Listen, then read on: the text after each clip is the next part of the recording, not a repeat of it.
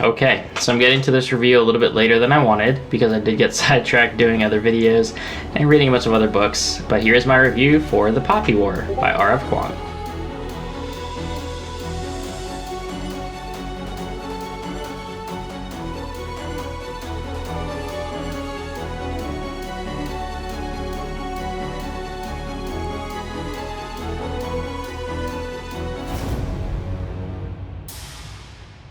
So The Poppy War is book one of the Poppy War series by R.F. Kuang, and she actually wrote this, I believe, she started it when she was 19 in college. I will have her correct age right here if I'm wrong. I think that's right though.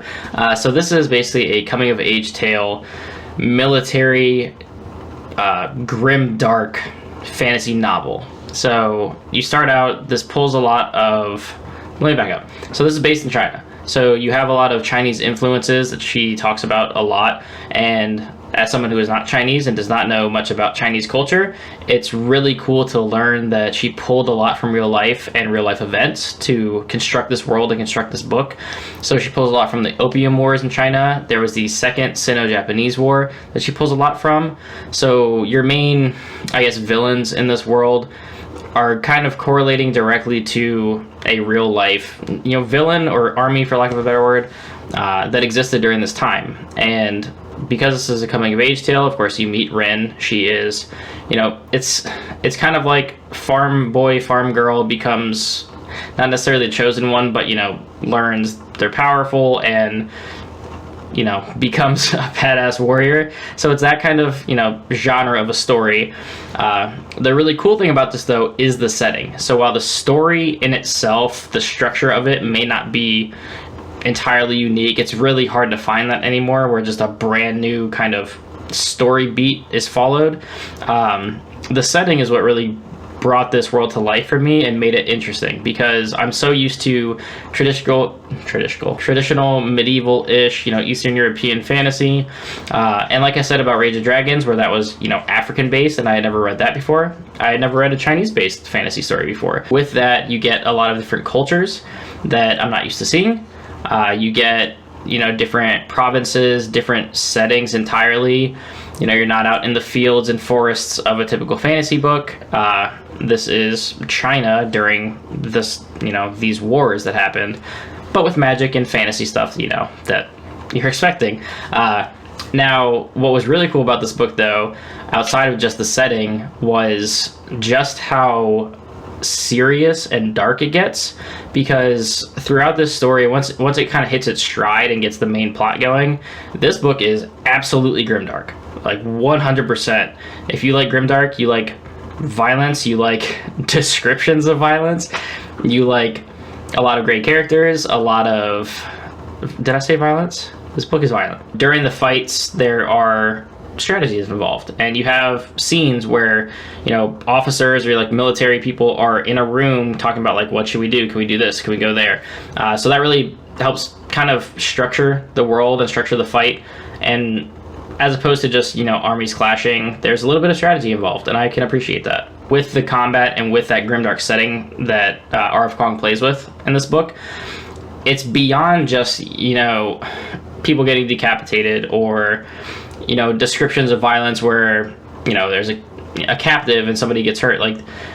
There is that, but this book focuses so heavily on the aftermath of combat, and I don't see a lot of stories do that. You usually have a lot of battles, you'll have torture scenes in books, things like that, but what this book does so well, and what she describes in this book, as dark as it is very fascinating, because you'll have, say, a village get ransacked by the bad guys, right?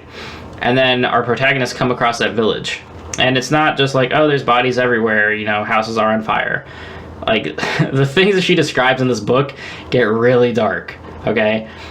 I'm not gonna say anything because of spoilers, but if that's your thing, you're gonna love this book, because just the sheer pain and violence and the atrocities of war are really explored in this book, and I think R. Kuang did a fantastic job of making that the forefront of a lot of these scenes, where it's not just an epic battle and you don't go through a body count, you don't understand the actual aftermath of what happened. You really go into detail of what happens to these people that get caught up in war. Now, prior to the grimdark really taking its hold on this book and not letting go, the first or so of this book definitely reads more epic, high fantasy. You know, the basic premise, because I just realized I've been talking for 5 minutes and haven't gotten into the actual plot of the story. Rin is from a very, small town. She's a war orphan. So the family that she lives with just kind of took her in. She works a crappy job at a store. She's treated like crap. Basically, where she's at is where she's going to be forever. That's kind of like her track in life, is she's a nobody. She'll get married off to some old man and have a bunch of kids and just stay there forever. So obviously she decides to try to pass this academic test to get into the Sinegard, which is this warrior school where you basically train and you have to pass, exams and pass physical exams, things like that, to be part of the military. And if you test really, really high, you can go beyond just being part of the military and you can, rise in the ranks, right? So she, of course, is able to, it's not a spoiler, she passes the test because she gets into the school, right? So that's where her story really begins, I guess.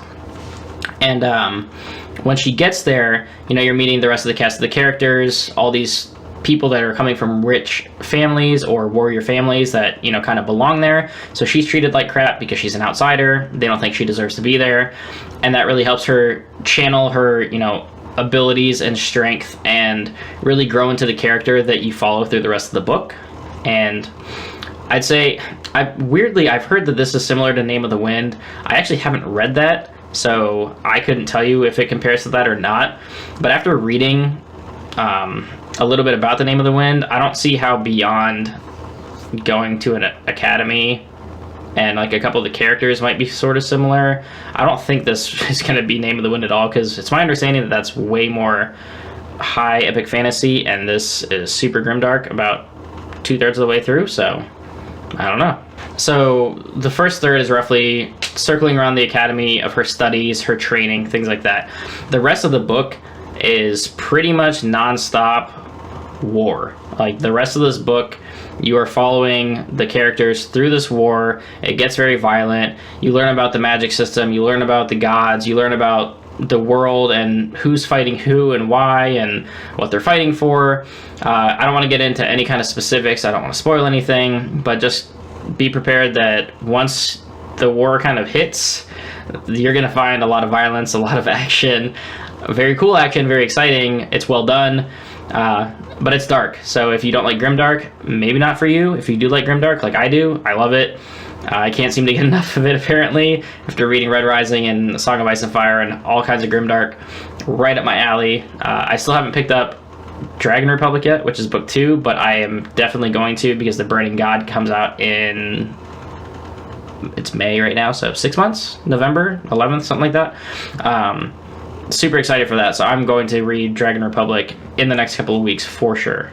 Now, as far as Rin as a character, you spend pretty much the entire time with her because this whole story is about her. So if you don't vibe with her as a character, I could see that being off-putting to some. I've heard some complaints about her, just her kind of attitude towards the world, I guess, but she did not bother me at all. I actually loved her as a character. I thought she was fantastic. She was exciting to follow.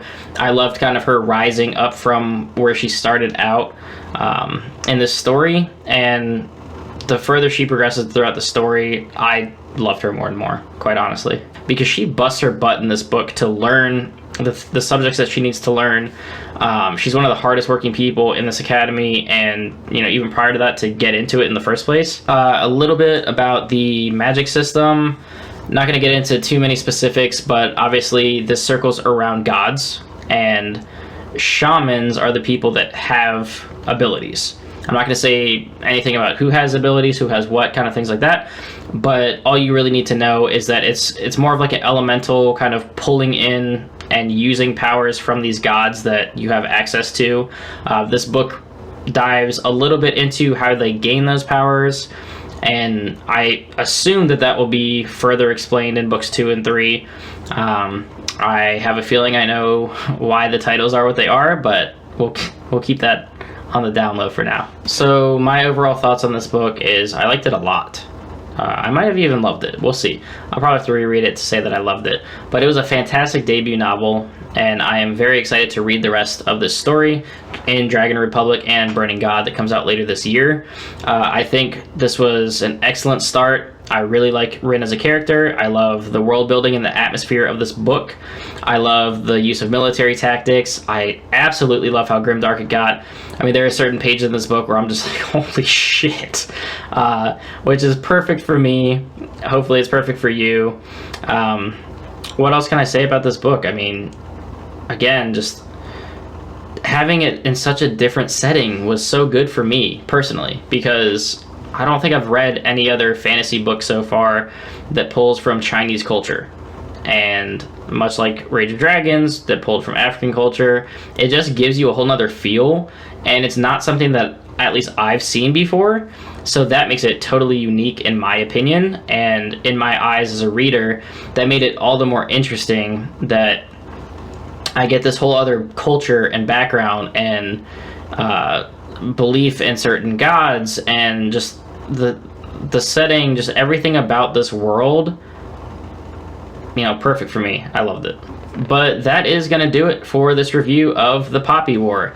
Probably when I get into Dragon Republic and maybe right before Burning God, I'll do another video kind of recapping both of them, and probably toss in a little bit of spoilers towards the end, because I don't think it's worth spoiling anything in the Poppy War. It's still relatively new. I think it came out in 2018, possibly 2019. I don't remember exactly, but I don't think a ton of people necessarily have read it. So if you haven't, hopefully I made you interested in the book. If you have read it, drop in the comments. Let me know if you enjoyed it as well, what your favorite parts are. If you've read Dragon Republic and you're excited for Burning God, let me know. I'd love to talk about it. But that's going to do it for this one, guys. Until next time, keep reading.